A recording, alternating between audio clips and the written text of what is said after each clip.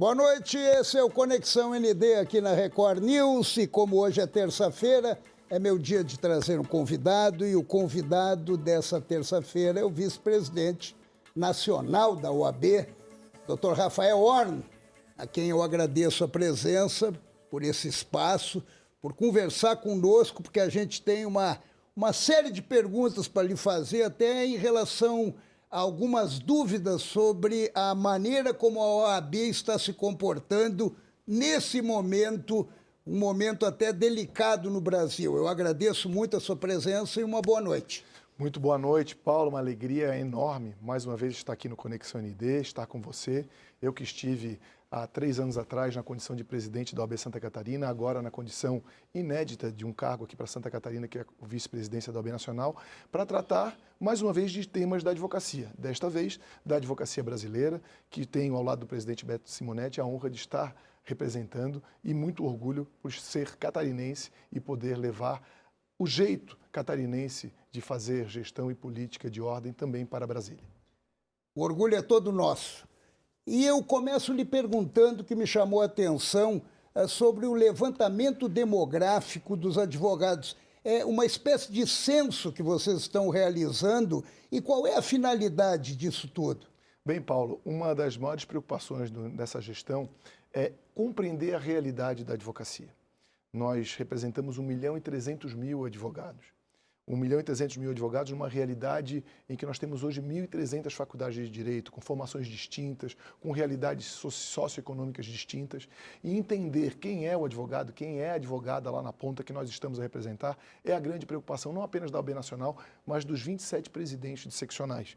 E por conta disso, iremos fazer um inédito levantamento demográfico da advocacia, compreender essa realidade socioeconômica da advocacia para melhor representar a classe. Então a intenção é ouvir, compreender onde estão as dificuldades, quais as peculiaridades de cada região do país, porque há um plano que é muito caro para nós, na OAB Nacional, que é um plano capitaneado pelo presidente Beto Simonetti, que é a interiorização da ordem. A ordem se fazer presente em todos os rincões do país, não apenas nas capitais. É se fazer presente em cada cidade. Nós somos mais de 1.200 subseções, localizadas do Oiapoque ao Chuí, justamente para que nós possamos ter a valorização profissional, o advogado sendo valorizado na sua comarca, onde ele atua, e essa preocupação só conseguiremos realmente cumprir a meta de melhor atender a advocacia se nós estivermos conectados e ouvindo o advogado e a advogada lá na base.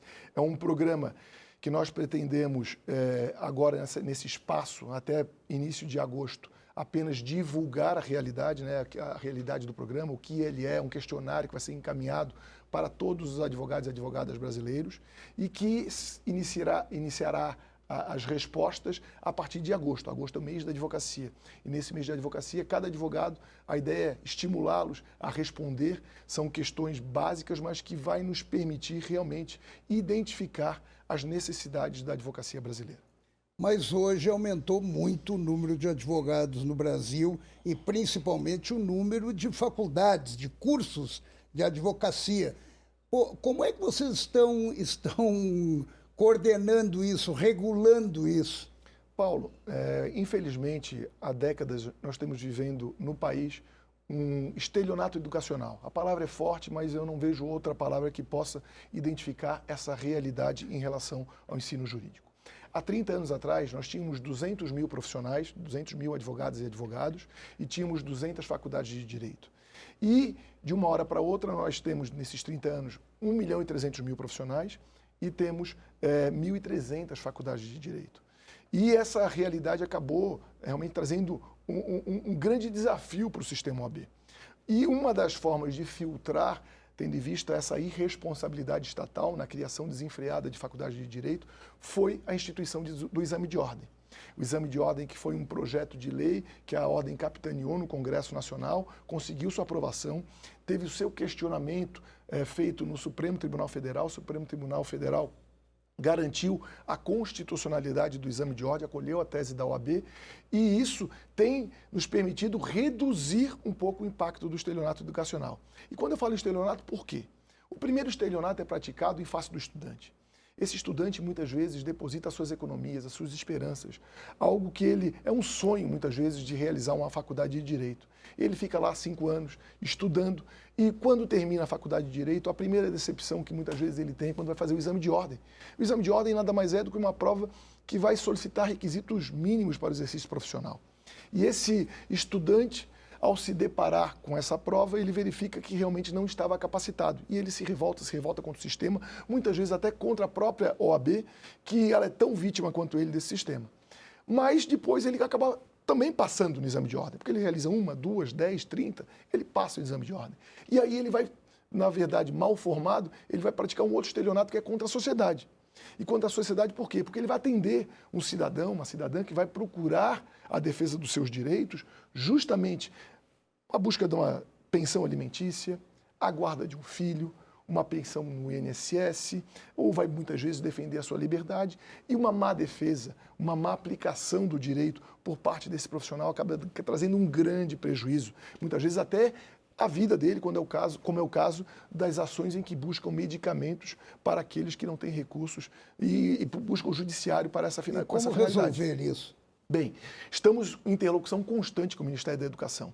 Uma das primeiras pautas que nós tivemos nessa gestão foi buscar a suspensão dos cursos EAD, que é o ensino à distância. Porque ele iria, na verdade, duplicar esse número de vagas, que já é excessivo hoje, com um ensino EAD, justamente não porque a ordem seja contra a tecnologia, mas porque esse EAD se permitia conceder a mesmas faculdades mal avaliadas no Ministério da Educação a permissão para ensinar. Se ela está ensinando mal presencialmente, o que dizer desse ensino jurídico à distância? Então, o primeiro ponto foi isso. Nós, já no início da gestão, no governo passado, conseguimos essa suspensão. Essa suspensão foi renovada agora no atual governo, também através de uma interlocução com o MEC. E nós estamos o que buscando com as faculdades de Direito? Sentar e cobrar do Ministério da Educação uma posição em relação às faculdades de Direito mal avaliadas. Que essas faculdades de Direito cessem o seu funcionamento, que haja um processo administrativo que cancele essas vagas que estão formando maus profissionais, para que sim, eventualmente, possamos abrir vagas em AD para aquelas faculdades bem avaliadas. Por exemplo, aquelas que têm avaliação A e que já mostram uma boa formação de estudantes no presencial, estas provavelmente terão condição de formar bem no EAD. Qualificar e não quantificar. Agora, outra realidade, presidente, outra realidade que me chama a atenção é que, de um tempo para cá, nós contamos com muito mais advogadas do que advogados. Essa é uma realidade da OAB. E como é que vocês estão trabalhando essa realidade, que é fundamental e importante também? Bem, essa é uma importante pergunta, porque aqui Santa Catarina, ela capitaneou essa revolução que tem ocorrido dentro do sistema OAB, não apenas com o número de advogados, mas com a participação das mulheres no sistema. Nós tivemos, na gestão passada, a primeira mulher que exerceu a presidência, que foi a doutora Luciane Mortari, hoje que preside o Tribunal de Ética e Disciplina. Ela era secretária-geral na nossa gestão e nós demos a condição de ela ser a primeira mulher a exercer a presidência da OAB Santa Catarina no licenciamento dos demais diretores. E depois tivemos a eleição da nossa atual presidente, a Cláudia Prudêncio, que também foi deste nosso time, que tem buscado garantir a presença da advocacia feminina nos espaços de poder dentro da ordem, e que nós tivemos essa inédita presença de uma presidente mulher na OAB Santa Catarina. Outra importante vitória dentro do sistema OAB, aí no sistema OAB Nacional, quando eu estava como presidente da OAB Santa Catarina, nós tivemos na relatoria do então conselheiro federal Fábio Jeremias o projeto de paridade. Paridade é exigir que todas as vagas dentro do sistema OAB sejam 50% mulher e 50% homem. E por quê? Porque metade das profissionais e dos profissionais do direito são mulheres. Então, que essa ocupação de espaço dentro do sistema também ocorresse. Fábio Jeremias foi o relator desse projeto, que foi vitorioso e que permitiu hoje o maior espaço das mulheres no sistema OAB. E, atualmente, o presidente Beto Simonetti tem capitaneado uma importante campanha, que é a Advocacia Sem Assédio. É uma campanha que busca principalmente dar condições de trabalho para as mulheres, porque não adianta nós levarmos as mulheres para os espaços de poder, temos um número grande se elas não tiverem uma condição de exercício profissional no seu escritório, nas repartições públicas, na justiça, e isso tem sido um trabalho muito forte feito pela atual gestão. A presidente da Comissão Nacional, Cristiane Damasceno, tem capitaneado esse projeto a nível nacional, justamente para que nós possamos viabilizar o pleno exercício da advocacia pelas mulheres.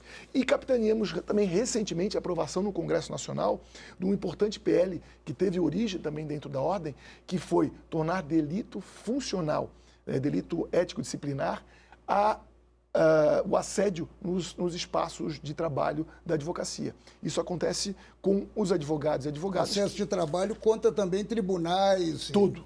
Ou seja, o advogado vai ser punido disciplinarmente, seja homem, seja mulher, aquele que assediar no exercício da profissão, ele vai poder ser punido pela ordem, se assim proceder. Foi aprovado já no Congresso Nacional, está pendente agora de sanção presidencial para que entre em vigor essa reforma do Estatuto. Ou seja, realmente é uma preocupação grande, mas que nós estamos aqui tentando cumprir a nossa missão. Resguardar a categoria e principalmente resguardar as mulheres, né? Exatamente. Profissionais. Exatamente, garantir a elas um exercício profissional com dignidade e que elas possam se sentir livres para representar bem os seus constituintes. Doutor Rafael, eu vou entrar um pouco num tema espinhoso, e daí é muito mais um sentimento. Eu participo do ND Notícias e sou comentarista junto com a Márcia Dutra, e constantemente eu sinto um pouco a falta e o distanciamento da OAB em assuntos fundamentais que hoje mexem com o Brasil, principalmente no que a gente fala em juristocracia. O senhor tem esse sentimento também que nós vivemos hoje uma juristocracia? Bem, Paulo, eu acredito que a ordem, esse sentimento, é um sentimento muito pessoal e eu respeito muito. Até porque dentro da OAB nós temos várias correntes.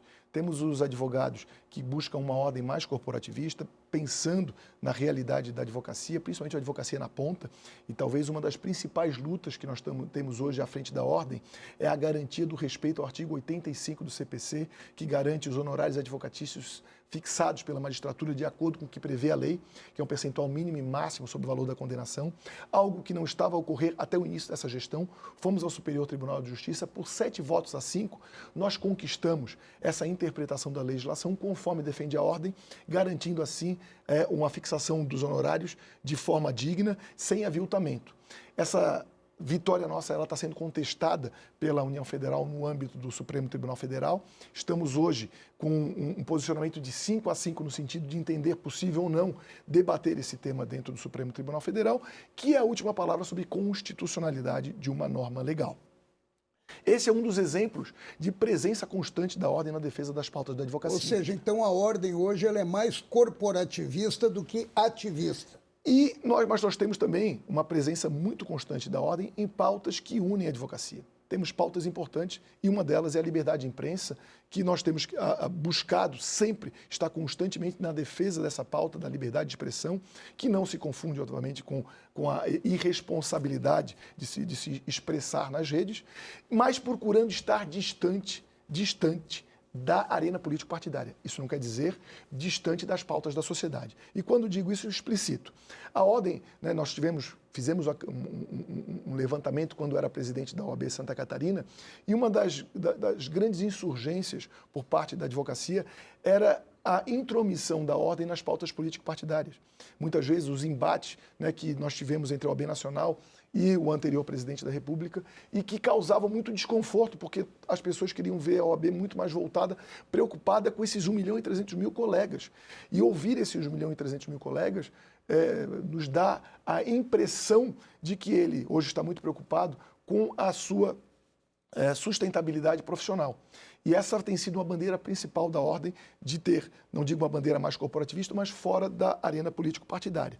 E nós temos recebido um feedback muito positivo de grande parte dos colegas. Sabemos que temos a crítica. A crítica é daqueles colegas que querem nos levar muitas vezes para o lado A e para o lado B, nós respeitamos, porque a ordem tem essa força como instituição maior da sociedade civil, de ser, muitas vezes, porta-voz dessa sociedade civil, que tem a sua opinião, e nós respeitamos, ainda mais num momento de polarização político-partidária, em que nós temos correntes políticas defendendo um posicionamento A ou B. E em temas que dividem a advocacia, nós temos buscado, principalmente quando esses temas estão ligados à pauta político-partidária, nós temos procurado compreender essa realidade e buscar, na verdade, garantir o pleno exercício profissional para que esses profissionais que defendem o lado A ou o lado B possam melhor se exprimir. E trago como exemplo, por exemplo, a pauta de 8 de janeiro.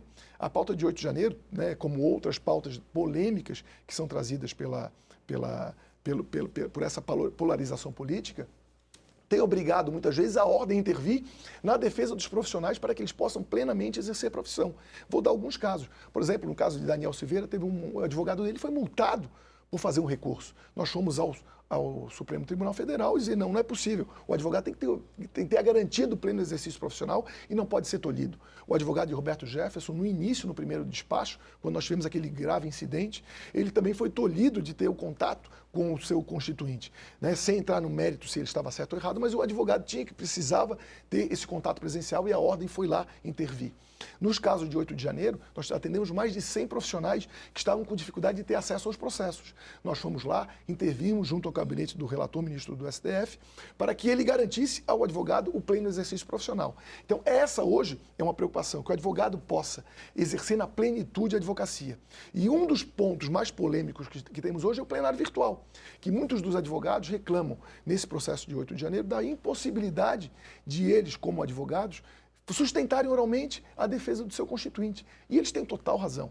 Aliás, eles têm total razão, mas não desde agora, desde antes, quando talvez pessoas que precisavam, através do seu advogado, se manifestar no Supremo Tribunal Federal nos plenários virtuais, tinham tolhido o seu direito, essa prerrogativa prevista no artigo 7º, inciso 10º, inciso 11º e 12º do Estatuto da Advocacia, que prevêem o direito e a prerrogativa do advogado falar em nome do seu cliente, inclusive, durante a sessão de julgamento, intervir para corrigir erro de fato.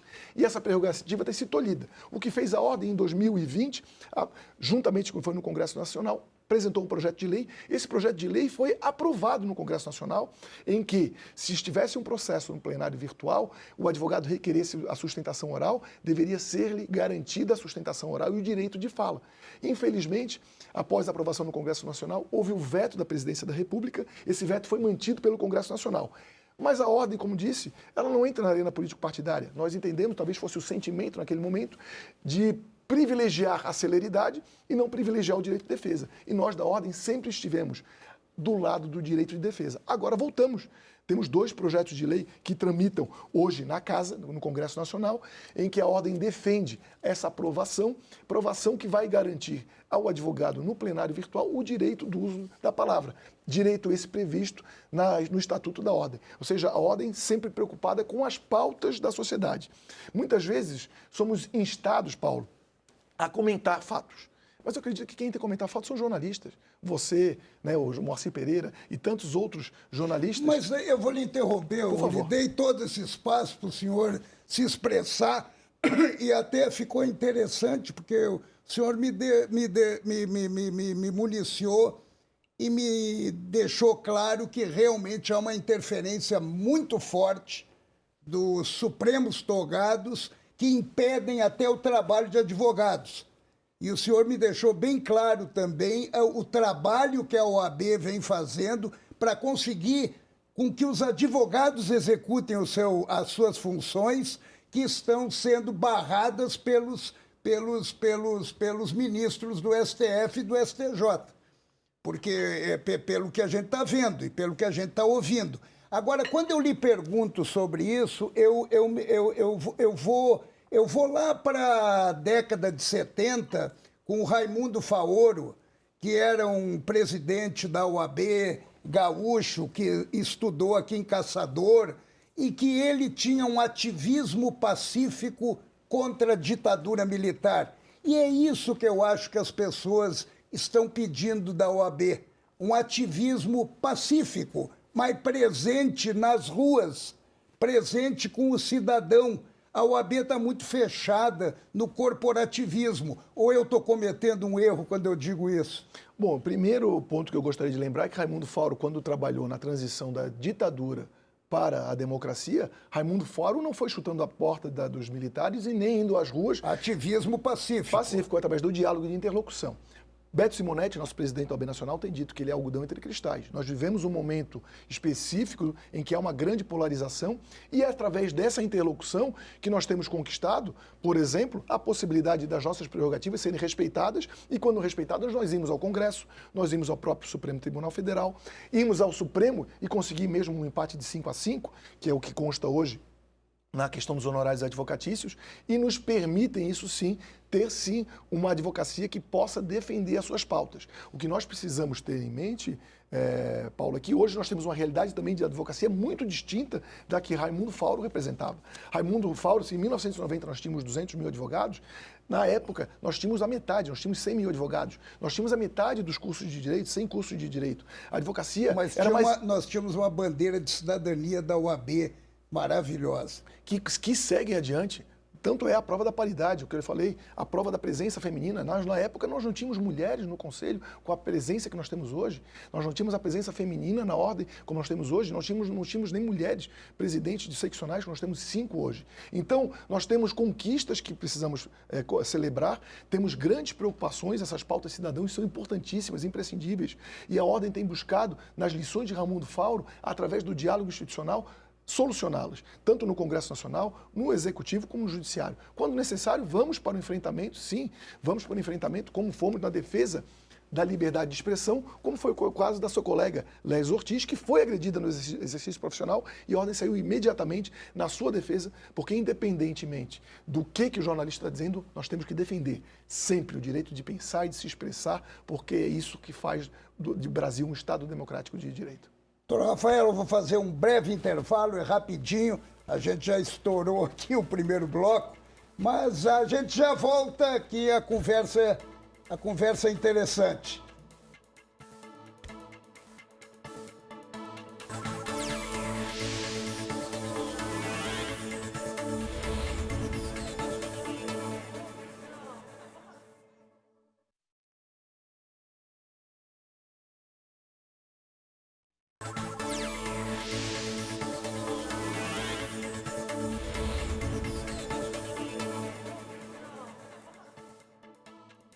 O doutor Rafael Horner é o nosso convidado hoje do Conexão ND aqui na Record News. Ele é vice-presidente nacional da OAB e a gente continua o nosso bate-papo. No bloco anterior, o senhor até expressou que a OAB não é para fazer comentários, né? Quem faz comentários são jornalistas.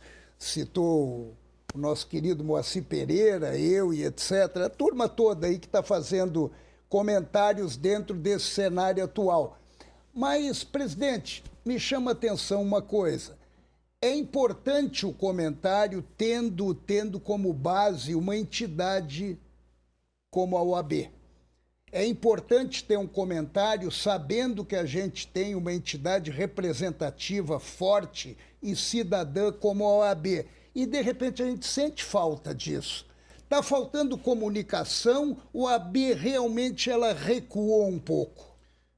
O presidente da OAB Nacional, Marcos Vinícius Furtado Coelho, entre 2013 e 2015, ele tinha uma frase: nós não somos comentaristas de casos, somos os protagonistas de causas. E causas não faltam para a ordem, não apenas da defesa da advocacia feminina, mas na defesa das prerrogativas, dos honorários, buscando com isso o pleno exercício profissional. A comunicação nos tempos de rede social é algo muito complicado, muito difícil, porque as pessoas parecem muitas vezes apenas querer ouvir aquilo que querem escutar. A gente percebe isso quando comenta. E hoje essa é uma grande dificuldade, eu acho que é um desafio não apenas da ordem, eu acho que de todas as corporações conseguir fazer essa comunicação.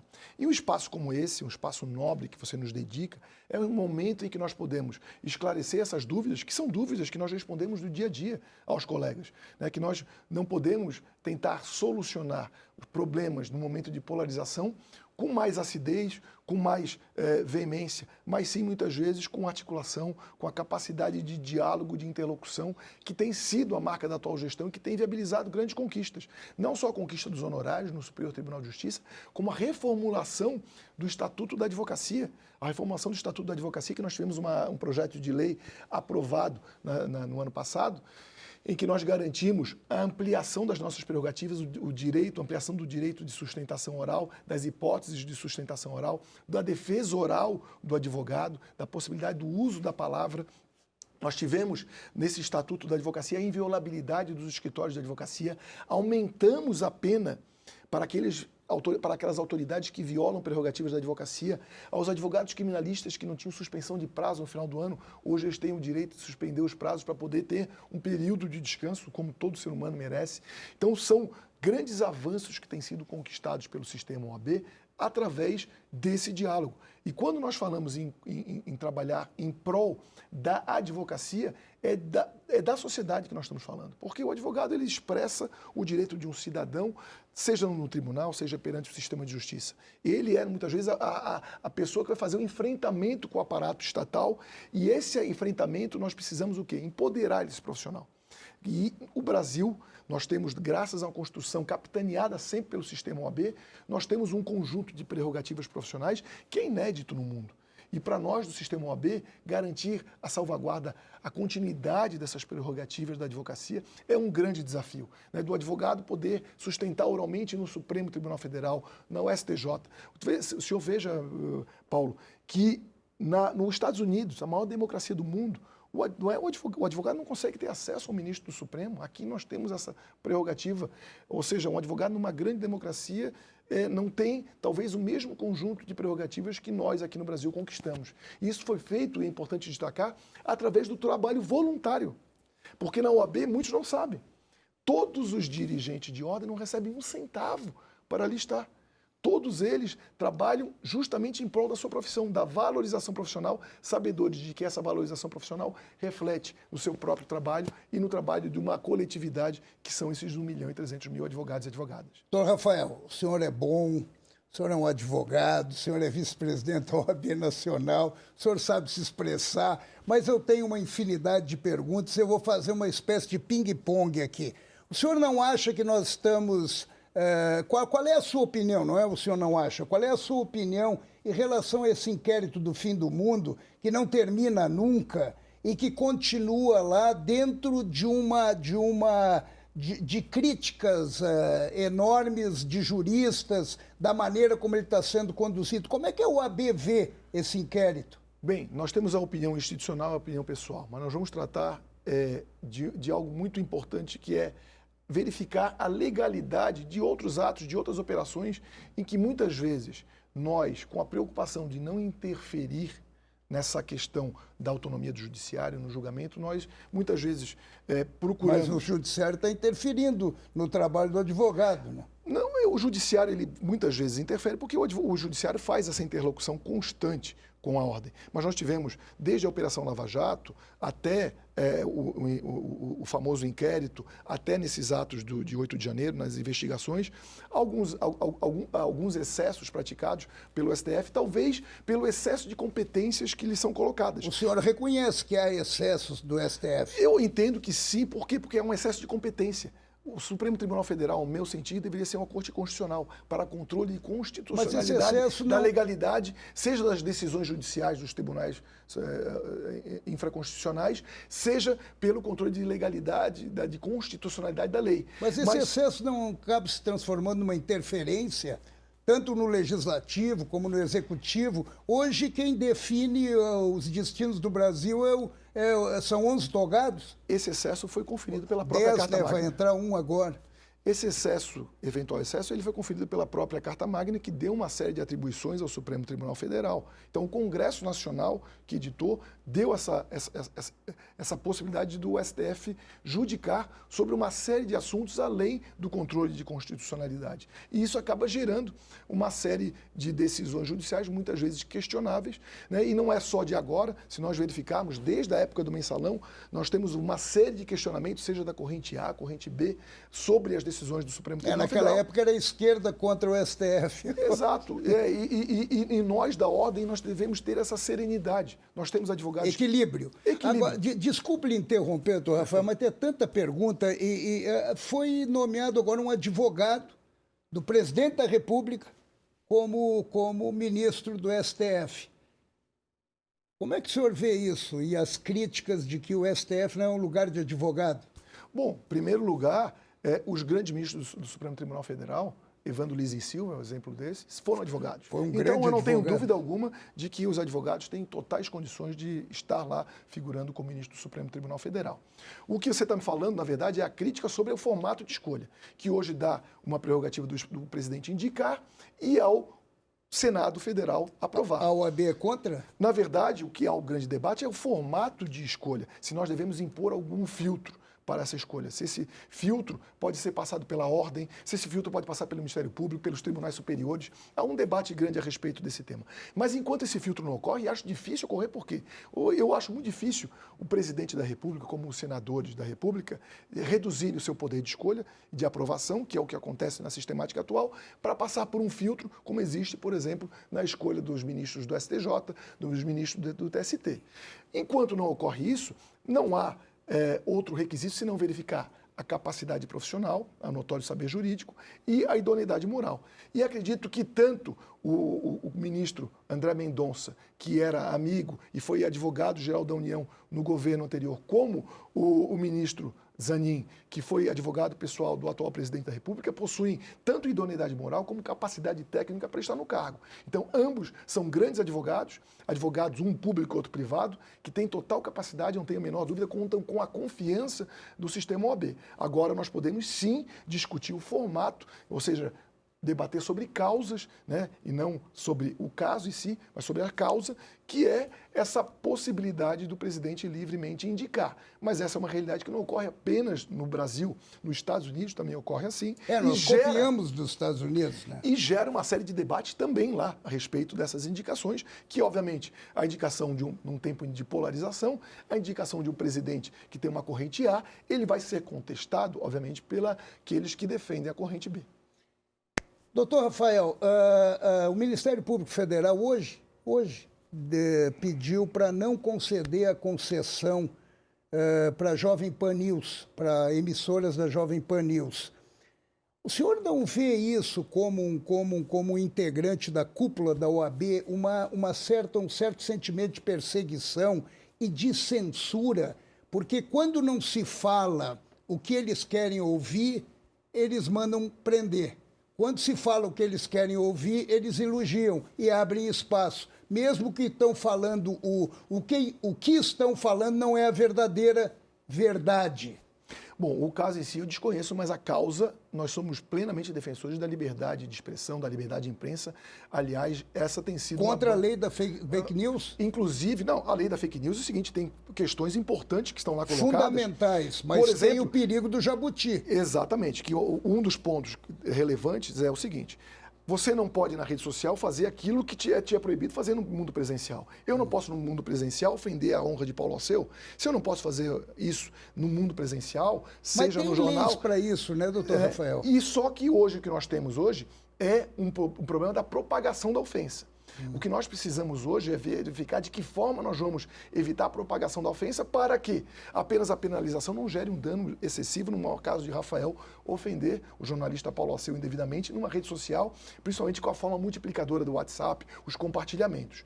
O que nós entendemos é que não pode ser um órgão estatal que faça essa regulação. O que nós temos hoje é o judiciário, que já faz o controle, o que nós precisamos é dar ferramentas, talvez, em um exíguo prazo, nós entendemos, aí eu estou falando do entendimento pessoal meu, está em debate na OAB, de que forma nós vamos solucionar, talvez, um juizado especial para esse tipo de litígio, para que nós consigamos garantir, junto àqueles provedores, né, os veículos que propagam as notícias nas redes sociais, a condição de bloquear imediatamente e cessar o dano. Porque o grande perigo hoje da rede social, se não há um mecanismo de cessar a ofensa, é que aquilo que é proibido no mundo real, no mundo real, você deu a ofensa, o jornal você tira de circulação, não tem mais. Agora, quando nós estamos falando de rede social, ele se propaga, tem um print na tela, se propaga em WhatsApp e aquilo acaba gerando realmente um efeito muito danoso. Então, é um momento novo. Eu acredito que é um desafio que não apenas no Brasil está se discutindo, nos Estados Unidos, na União Europeia, se discutindo. O que nós não abrimos mão é da liberdade de expressão, da liberdade de imprensa, e hoje a imprensa tem um papel fundamental, que é a certificadora das notícias que são muitas vezes propagadas nas redes sociais. E é por isso que nós não podemos admitir qualquer cerceamento à opinião daqueles que estão lá exercendo o seu munus público, que é o munus público do jornalista, ao dar informação à sociedade, e essa é uma defesa da qual a Ordem não abre mão. Que bom ouvir isso do vice-presidente da Ordem Nacional. Agora, nós estamos encerrando, lamentavelmente a gente já está encerrando esse Conexão ND, mas antes de terminar, eu ouvi um burburinho aí, quando o senhor estava chegando, de que o senhor está pensando no STJ. Existe essa verdade ou é uma narrativa? Bom, Paulo, nós tivemos a vaga aqui para o STJ aberta, não nos inscrevemos, nós temos 6 grandes candidatos, a Ordem tem grandes advogados que podem exercer essa função, né, e representar muito bem a advocacia brasileira. Hoje estamos na diretoria da OAB Nacional cumprindo o mandato que me foi otorgado pela advocacia até fevereiro de 2025. Né, eu tenho muito orgulho de ter recebido esse apoio maciço da advocacia catarinense para estar lá de forma inédita na vice-presidência da OAB Nacional e depois de 30 anos um advogado catarinense na diretoria da OAB, e essa responsabilidade nós iremos cumprir até o final da gestão para que nós possamos realmente dar sequência a essas transformações que eram tão requeridas pelos advogados e advogadas catarinenses na gestão da nossa OAB Nacional, uma OAB apartidária, uma OAB voltada para os interesses da advocacia, protegendo assim a própria sociedade e os cidadãos que delegam ao advogado a confiança no exercício de um mandato e de fazer o seu direito prevalecer dentro do sistema de justiça. E a presidência da OAB Nacional também não está muito longe da realidade, né? Ou a presidência da OAB Nacional não é uma questão que deve ser definida por mim. O presidente Beto Simonetti tem a liderança hoje do grupo, tem feito uma grande gestão, e o presidente Beto Simonetti terá sabedoria, sim, para fazer o encaminhamento. Ele tem meu integral apoio, seja qual a escolha que ele faça. Obrigado. Obrigado, doutor Rafael Horn. Obrigado a vocês que nos acompanharam até aqui em mais um Conexão ND. Terça-feira que vem eu estou de volta. Beijo.